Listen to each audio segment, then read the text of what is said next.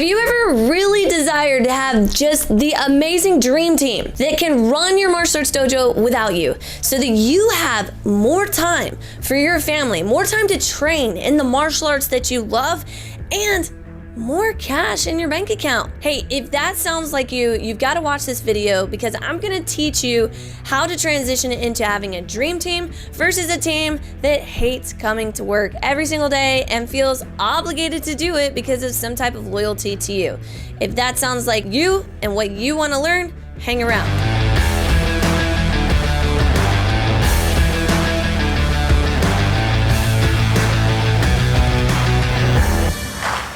Hey everybody, my name is Jennifer Waters and I am the Sales and Systems Sensei. And in today's video, I'm gonna give you 3 of your best hires that you have to make in order to earn 7 figures in your dojo. And the reason why I know this is because over the last several years, I've generated $10 million of revenue teaching martial arts with my team, my dream team. And how does this actually work? Well, in today's video, I'm gonna share with you the secret and the behind the scenes techniques that you need to employ in your dojo, not just this high level, top level, overall theme, like the real nitty gritty, the stuff that you need to know to make your first 3 hires. Because maybe you're like me, maybe you have a family business, started off, maybe there's someone else working in the family. For me, it was my father, then me, my mom at the time was also working within the business. She's now retired. And then my husband had come along all those years ago. And at 23 years old, that was the first time that we ever generated $1 million of revenue a year.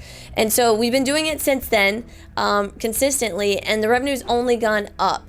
And so what I want to share with you is the 3 things that we did and how you should do it as well, with a little twist on the end. So you want to make sure you stay to the end of the video because I've got some secret sauce that I'm gonna show you, and you wanna make sure you stick around to the end. So the very first thing is you have to understand that this is so very crucial. You have to understand that you do not have to hire everybody full time, nor do you have to discount their tuition. Oh my goodness. I was talking to one of my clients the other day. You do not have to discount tuition just because somebody works for you. Say it isn't so. Well, the reason why you don't need to do this is because you probably don't need to hire somebody full-time.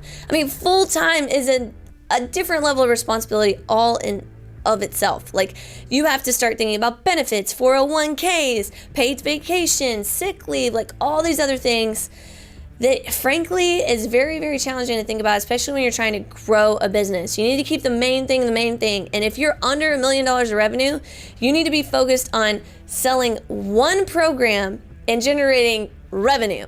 That's it. Those 2 things, simple as that. Selling one program, generating revenue.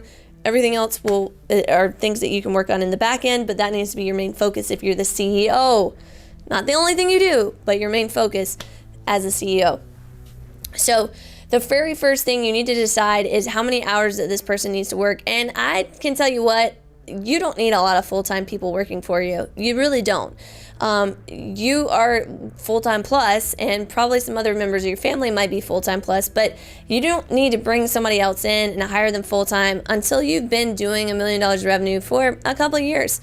And the reason why is because at that point in time, you're going to go through a ton of growth over the next couple of years, and it's a big responsibility to bring someone on full-time, especially if you don't even have tasks that are going to fill 50 or 60 hours of the week, rather than 40. And it's not that you're going to work somebody 50 or 60 hours a week, but one of the things that you need to understand is that a lot of times when you delegate tasks out, in the beginning, it may take you more time to do that task because you have a million other things going on. But when someone has that as their only focus, it actually takes less time for them to do it because they're not distracted. So what you may think fills a 40-hour work week actually is only about 25 or 30 hours of work, which is why you shouldn't hire full-time first. Very important distinction. The next thing that I want you to think about is your hiring order. Like, who do you need out there helping you on a day-to-day basis? And there are 3 particular hires that you should make pretty immediately if you want to start growing your school. Like, if you are teaching the martial arts classes, if you are running the administrative side of things, and you're also selling the programs and marketing the programs, there's some things that you're gonna want to start hiring for, or adding on a service to take care of these things as well. And so what you want to think about is your floor first. So you need to get some assistant instructors, and they need to be hired, because when you get those assistant instructors, assistant instructor number 1 and assistant instructor number 2, that's 2 out of the 3 hires, you're going to work them on alternating days. So you have somebody, let's say you run your dojo 6 days a week, you're going to have somebody who covers Monday, Wednesdays, and Fridays, and somebody who covers Tuesday, Thursdays, and Saturdays.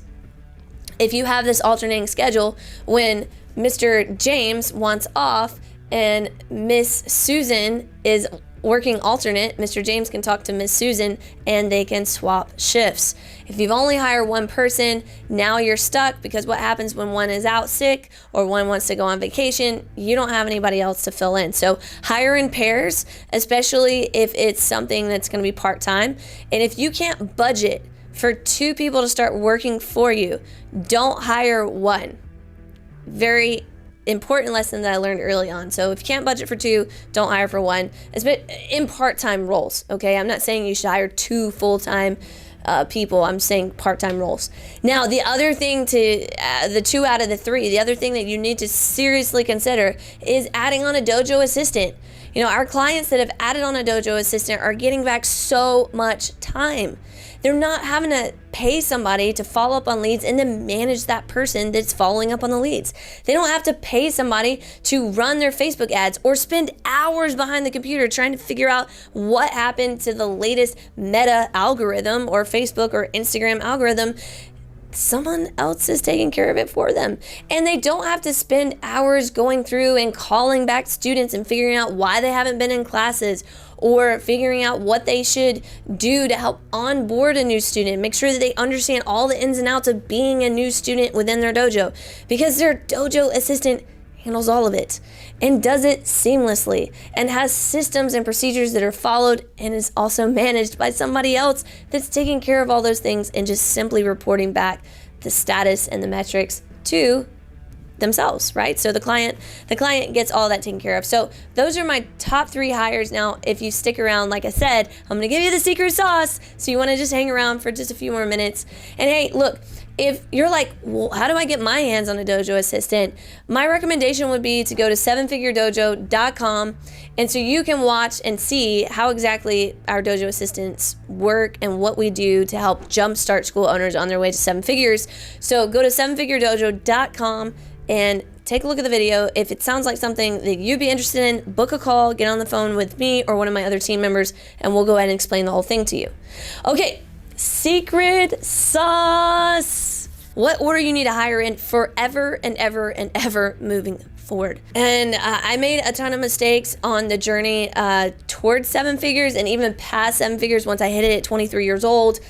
I made a lot of mistakes running this company by hiring the wrong people in the wrong order. So I'm going to tell you what you should hire for and the order you should hire them in. So the first thing is you need to take care of your floor. You need to get instructors and assistant instructors. You need to grow up the instructors on the floor.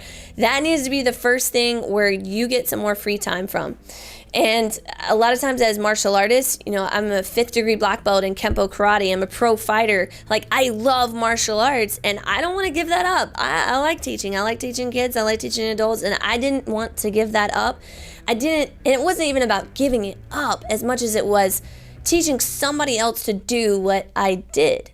But then I applied that same teaching philosophy that I teach to my students so they can replicate my martial arts. And I taught that same concept of how to replicate how I teach. And what really was amazing is after all these years, I have people that can teach classes even better than when I was teaching class. Well, maybe not better. I'll keep that there. I still think I got something special out on the mat, but you know what? These guys do an amazing job, and I'm gonna take it back. They definitely teach some of the classes better than I could ever teach them, just because of what they've been able to do and the training that they've been able to put into this thing. So hire for the floor first. And the second thing is, what you want to also do is you want to make sure that you start thinking about the administrative side of things, which is why a lot of our clients rely on those dojo assistants as their next hire. here's what I've found is that most people like to do the third thing first or second. So the third position you should hire for is sales. And a lot of people want to hire someone like a program director to take over sales as like their first big hire, instead of doing those other two things first. Instead of doing the instead of hiring for the floor and hiring for administration or like a dojo assistant, and then focusing on the sales, growing it to over $1 million of revenue, and then saying, you know what, I'm going to start focusing on other areas to continue to grow past $1 million. So I'm going to bring someone in to do sales. And I've seen this over and over and over again because, and I'll be honest, I did it myself. You know, I would keep trying to insert somebody into sales because I was good at it, I was great at it, but it wasn't like the thing that I got excited about all the time. And so what ended up happening is every time I would insert somebody into that program director role, our sales would go down. I'd have to jump back in because I didn't have systems built out for it. I didn't have a method to the madness, so to speak. And this was a big problem. So save that for the end. Save it for after you've been generating over $1 million a year for several years. And then that gives you time to build the system so you can bring someone in to be a program director. Hey, if you don't like that advice, first, I would ask, are you currently generating over $1 million of revenue from one location without having to add in after school or additional programs, like just teaching martial arts alone? And if you are, or if you still disagree with it, you're doing those things, you still disagree with it, drop it in the comments for me and let me know, because I would love to find out why not go in that order. I believe it's worked great. It's working great for our clients, and I believe it is the best thing to get you to where you want to go with your goals. Hey, I look forward to seeing you guys in the next video. Stay tuned.